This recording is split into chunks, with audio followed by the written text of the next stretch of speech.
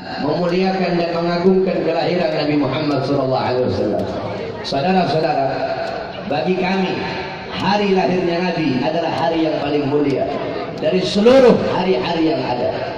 Bagi kami malam kelahiran Nabi adalah malam yang paling mulia dari seluruh malam-malam yang ada.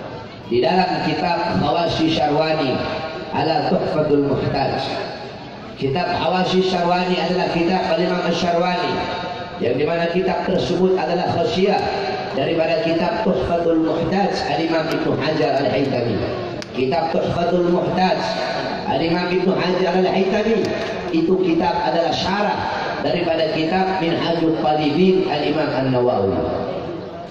Di dalam kitab tersebut Al-Imam Syarwani berkata, "Inna afdhalal layali huwa lailatul maulidis syarif, thumma lailatul qadar, thumma lailatul jum'ah." Sesungguhnya malam yang paling utama, malam yang paling mulia, malam yang paling agung adalah malam kelahiran baginda Nabi besar Muhammad. Setelah malam kelahiran Nabi baru malam Lailatul Qadar. Setelah malam Lailatul Qadar baru malam Jumat. Pertanyaannya, kenapa malam lahirnya Nabi lebih utama daripada Lailatul Qadar? Padahal Lailatul Qadar adalah malam turunnya Al-Quran, malam turunnya malaikat, malam turunnya Jibril, malam yang lebih utama dari 1000 bulan. Tapi kenapa malam Maulid lebih utama dan lebih mulia serta lebih agung dari Lailatul Qadar? Al-Imam Al-Qastalani dalam kitab Al-Mawahib Al-Laduniyah, beliau berkata malam Maulid lebih utama dari Lailatul Qadar karena 3 perkara. Yang pertama, malam Lailatul Qadar adalah malam turunnya malaikat, sedangkan malam Maulid adalah malam turunnya, malam adanya, malam lahirnya Nabi Muhammad SAW. Sudah tentu adanya Nabi lebih utama daripada adanya para malaikat. Yang kedua, malam Lailatul Qadar itu anugerah Allah, rahmat Allah bagi umat Nabi Muhammad saja, bukan bagi umat-umat yang lain. Sedangkan lahirnya Nabi, adanya Nabi, maulidnya Nabi itu rahmat bukan hanya untuk umat Nabi saja, tetapi untuk seluruh alam semesta. Wa ma arsalnaka illa rahmatan lil alamin. Yang ketiga, malam Lailatul Qadar anugerah Allah untuk Nabi Muhammad, sedangkan malam Maulid adalah malam lahirnya seseorang yang diberikan anugerah tersebut. Berarti kalau bukan karena Maulidnya Nabi, tidak akan ada Lailatul Qadar. Makanya Abu Ya'imam As-Sayyid Al-Habib Muhammad bin Alwi Al-Maliki Al-Hasani Al-Makki rahimahullah, beliau pernah menukil syair daripada Al-Imam As-Sayyid Muhammad Amin Qutbi. Qal Al-Imam As-Sayyid Muhammad Amin Qutbi, ya Lailatul Itsnain madha safahat, wahai malam Senin, apa yang telah menyapamu? Kau begitu mulia, begitu agung, begitu wangi, begitu sempurna. Wahai malam Senin, dari mula ada hari-hari yang mulia dalam Islam. Wahai malam Senin, engkau menjadi mulia karena pada mula lahir makhluk yang mulia, yaitu baginda Nabi besar Muhammad SAW. Lahirnya Nabi, maulidnya Nabi menjadi pembuka bagi hari-hari yang mulia dalam Islam. Kalau bukan karena maulidnya Nabi, tidak akan ada Idul Fitri, Idul Adha, tidak akan ada Lailatul Qadar, tidak akan ada Nuzulul Quran, tidak akan ada Ramadan, tidak akan ada Al-Quran, tidak akan ada Islam, tidak akan ada Fathul Makkah, penaklukan kota Mekah, tidak akan ada kemenangan perang Badar, tidak akan ada hijrah, tidak akan ada Islam, iman, ilmu, ulama, akhlak, amal, wara, khauf, khasyah, zuhud, qanaah, ibadah. Tidak akan ada itu semua kalau bukan itu semua diawali daripada hari lahirnya baginda Nabi besar Muhammad SAW. Bahkan kalau bukan karena Nabi, bukan lahirnya, kalau bukan karena Nabi, tidak akan ada seluruh alam jagat raya. Al-Imam Busiri Dalam qasidah burdahnya beliau berkata, "Fa kaifa tad'u dunya ila daruratuman laulahu lam tukhrajid dunya minal adam." Kalau bukan karena dia Rasulullah, kalau bukan karena dia Nabi Muhammad, lam tukhrajid dunya minal adam. Dunia tidak akan pernah dikeluarkan dari ketiadaannya. Maksudnya apa? Dunia tidak akan pernah ada kalau bukan karena baginda Nabi besar Muhammad. Oleh karenanya kita duduk pada malam hari ini untuk bersyukur kepada Allah dengan lahirnya cahaya alam semesta baginda Nabi besar Muhammad. Kita bergembira, bersenang, berbahagia dengan adanya Nabi Muhammad. Karena lahirnya Nabi, seluruh makhluk alam semesta, seluruh alam jagat raya bergembira. Seluruh alam jagat raya bergembira. Semua makhluk bergembira dengan maulid Nabi illa iblis, kecuali iblis. Di hari lahirnya Nabi, iblis teriak, iblis menjerit sekencang-kencangnya, tidak rela, tidak ridho dengan lahirnya Nabi. Kenapa? Karena Nabi Muhammad adalah musuh iblis yang paling besar, sehingga iblis tidak ridho, tidak rela dengan kelahirannya Nabi.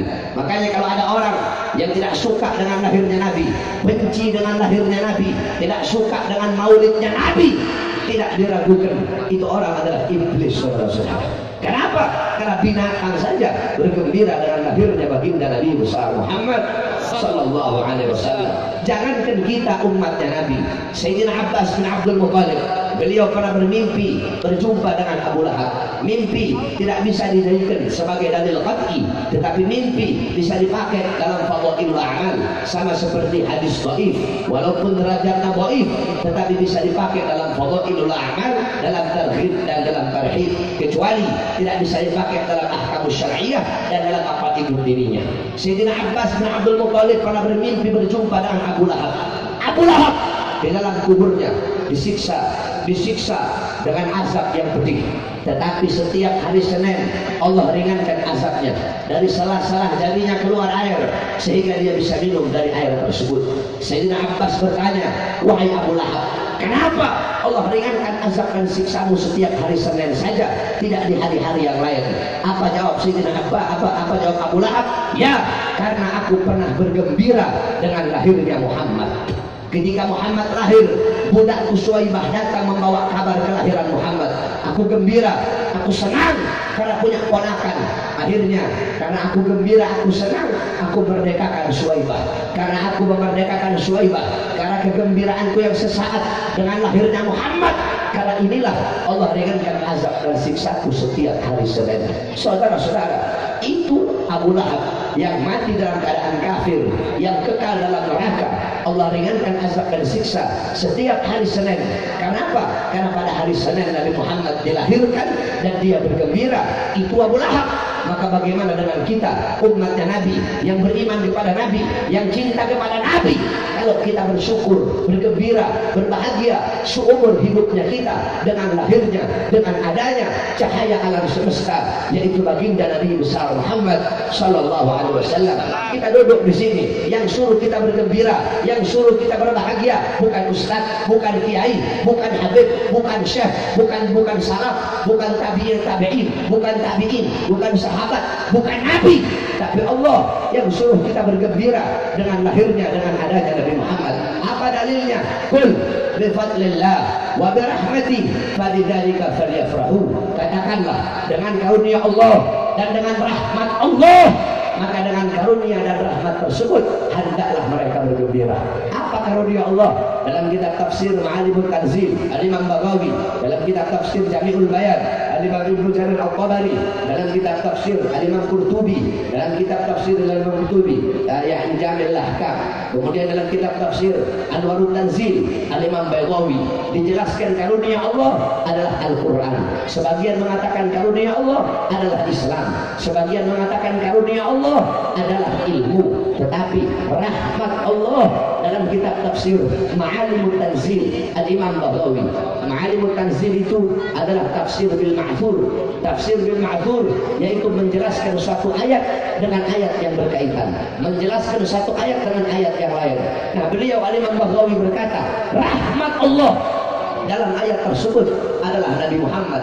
Sebagaimana dalam ayat yang lain Allah berfirman, wa ma arsalnaka illa rahmatan lil alamin.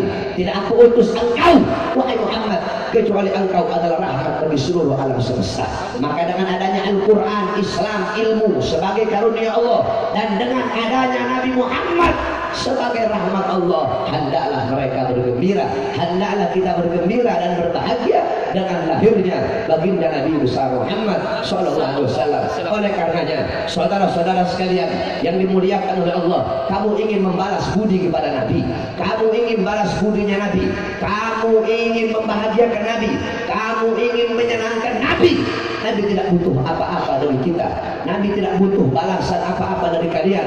Nabi Muhammad mengorbankan jiwanya, nyawanya, darahnya, hartanya demi kalian, agar iman, agar Islam sampai kepada kalian. Berdakwah pagi, siang, sore, malam, berdarah dengan air mata, dengan darah, dengan keringat, membawa Islam dan iman agar sampai kepada kalian. Nabi tidak minta bayaran apa-apa, Nabi tidak minta balasan apa-apa. Yang Nabi minta cuma satu, itu pun perintah Allah dalam Al-Quran. Apa itu? Qul la as'alukum alaihi ajran illa mawaddata fil qurba. Wahai Muhammad, sampaikan kepada umatmu, wahai umat, aku tidak minta balasan apa-apa, aku tidak minta bayaran, tidak minta gaji, tidak minta upah, aku tidak minta balasan apa-apa dari kalian, illa kecuali satu yang aku minta. Apa itu? Mawaddata fil qurba, kecintaan kalian, kasih sayang kalian, kepedulian kalian, pembelaan kalian kepada siapa? Kepada Al-Qurba. Siapa Al-Qurba? Al-Qurba adalah keluarga dan anak cucu Nabi Muhammad yang kita kenal dengan sebutan para habaib. Saudara-saudara, Nabi minta kita untuk mencintai anak cucunya. Nabi minta kita untuk mencintai dan mengasihi anak cucunya. Anak cucu Nabi ada dua, para habaib. Ada habaib yang lembut seperti almarhum Habib Munzir bin Fuad Al-Musawa yang masih hidup sekarang, Habib Lutfi bin Yahya, Habib ini, Habib ini, Habib ini. Beliau berdakwah dengan kelembutan mengikuti Nabi Muhammad. Ada habaib yang tegas, ada habaib yang keras, bernahi mungkar seperti guru kita Al-Habib Muhammad Rizieq bin Husain bin Syihab. Kedua-duanya mencerminkan kepribadian datuknya baginda Nabi besar Muhammad yang lembut, tidak boleh menghilangkan ketegasan dan kekerasan Nabi Muhammad SAW. Yang tegas, yang keras, tidak boleh menghilangkan kelembutan Nabi Muhammad SAW.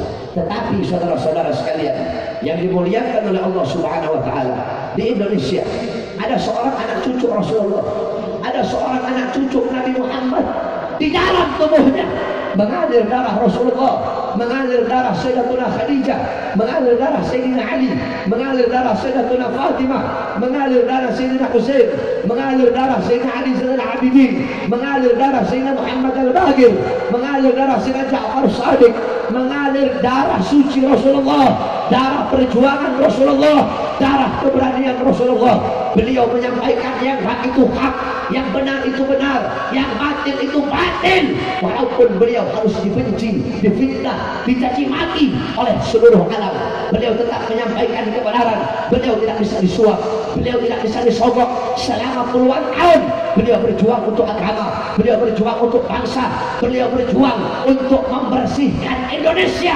dari koruptor, dari para pengkhianat bangsa, dari para pejabat-pejabat yang menjual negara kepada asing dan kepada sembilan naga. Beliau berjuang untuk bangsa, tetapi beliau dituduh sebagai pengkhianat bangsa. Beliau berjuang untuk agama, untuk membersihkan Islam dari para kera-kera bersorban, dari maksiat, mungkarat, dalalat, sayyiat, mukhalafat.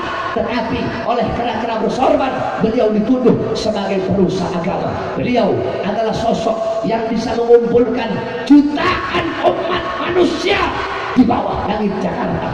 Bendera-bendera apapun, bendera-bendera pondok pesantren, bendera majelis taklim, bendera majelis sholawat, jutaan bendera-bendera pondok, bendera majelis, bendera ormas berdiri di bawah langit Jakarta, bersatu dalam satu ukhuwah berkat perjuangan beliau. Siapa beliau?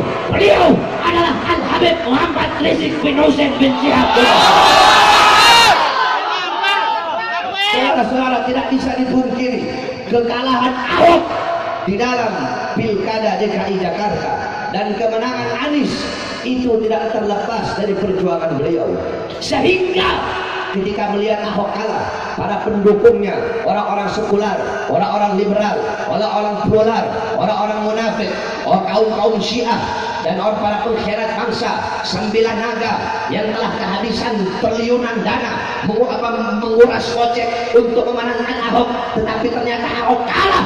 Mereka sakit hati sehingga mereka membuat fitnah, mereka menuduh Habib Rizik dengan hal-hal yang macam-macam, mencaci maki Habib, memusuhi Habib, memerangi Habib, bahkan mereka mencoba membunuh Habib. Saudara-saudara, mereka mengkriminalisasi Habib Rizik sampai guru kita Habib Rizik terusir dari tanah airnya. Saudara-saudara, tidak cukup mereka zalimi, tidak cukup mereka kriminalisasi di tanah air, bahkan di tanah kakeknya di Mekah tetap beliau difitnah, tetap beliau dikriminalisasi, tetap beliau coba mereka ingin membunuh beliau di sana. Oleh karenanya saya sampaikan kepada kamu, wahai umat Islam, jikalau mereka para pengkhianat bangsa, para pejabat-pejabat zalim, orang-orang munafik, orang sekularisme, liberalisme, pluralisme, kaum Syiah dan para musuh-musuh Islam, mereka dengan begitu gencarnya, dengan begitu semangatnya memerangi, melawan Habib Rizik, mereka bersatu ingin menghancurkan Habib Rizik. Kalau mereka saja bersatu untuk menghancurkan Habib, melawan Habib, memerangi Habib, maka kita umat Islam harus lebih bersatu.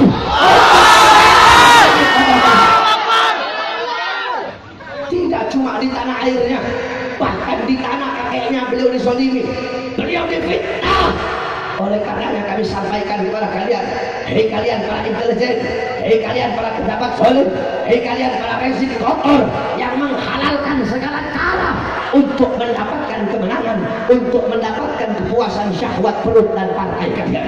Kami sampaikan kepada kalian, Al-Habib Rizik, beliau bukan hanya milik Front Pembela Islam saja, beliau bukan hanya milik FPI, tetapi beliau milik kami, seluruh umat Islam dan rakyat Indonesia. Oleh karenanya kami sampaikan kepada kalian, siapapun kalian yang menzalimi beliau, baik di tanah air atau di tanah datuknya Makkah Al-Mukarramah, siapapun kalian, apapun pangkat dan jabatan kalian, secanggih apapun senjata kalian, apapun partai kalian, siapapun, mau Jokowi kek, mau Megawati kek, mau Budi Gunawan kek, mau Wiranto kek, mau Tito kek, mau intelijen kek, siapapun kalian yang macam-macam coba mengkriminalisasi, menzalimi Habib Rizik, demi Allah kalian bukan hanya berhadapan dengan FPI, tetapi kalian akan berhadapan dengan umat Islam. Allahu Akbar. Umat Islam Kemayoran siap membela Habib Rizik, siap hancur demi Habib Rizik, siap binasa demi Habib Rizik, siap berdarah demi Habib Rizik. Demi Allah, bapak kami, ibu kami, anak istri kami, harta kami, nyawa kami, darah kami, jiwa kami, kami gadaikan untuk keselamatan imam besar kami. Allahu Akbar, Allahu Akbar, Allahu Akbar. Semoga Allah hancurkan orang-orang yang membuat makar kepada beliau, dan kita doakan orang-orang yang membuat makar kepada beliau, mudah-mudahan Allah berikan kepada mereka makar yang lebih besar. Amin ya rabbal alamin. Bismillahirrahmanirrahim. Allahumma baddid syamlahum, Allahumma farriq jamahum, Allahumma aqlil adadahum, Allahumma ij'al dhahirata alaihim, Allahumma awsil al-adab alaihim, Allahumma akhrijhum an ziratil hilm washlubhu al-madal al-imhal wa hul aydihim warbut ala qulubihim wa la tuballighumul amal. Allahumma inna nas'aluka khairal as'ala wa khairal du'a wa khairal najah wa khairal amal wa khairal hayat wa khairal amal wa taqfina wa zakil mawazana wa hajjil imana wa anta maulana wansurna ala al-qawmil kafirin wal munafiqin wal mudhnibin wal fajirin wal munafiqin. Allahumma ansur imamana Al-Habib Muhammad Rizik bin Husain bin Syihab. Allahumma ansur imamana Al-Habib Muhammad Rizik bin Husain bin Syihab. Allahumma ansur syekhana Al-Habib Muhammad Rizieq bin Husain bin Syihab. Allahumma ansur qudwatana Al-Habib Muhammad Rizieq bin Husain bin Syihab. Fa innaka khairan nasirin, fa innaka khairan nasirin, fa innaka khairan nasirin. Wa sallallahu ala sayyidina Muhammadin wa ala alihi wa sahbihi wa barik wa sallam. Walhamdulillahi rabbil alamin. Wal afu minkum. Wassalamualaikum warahmatullahi wabarakatuh. Kepada jamaah, jangan ada yang bubar.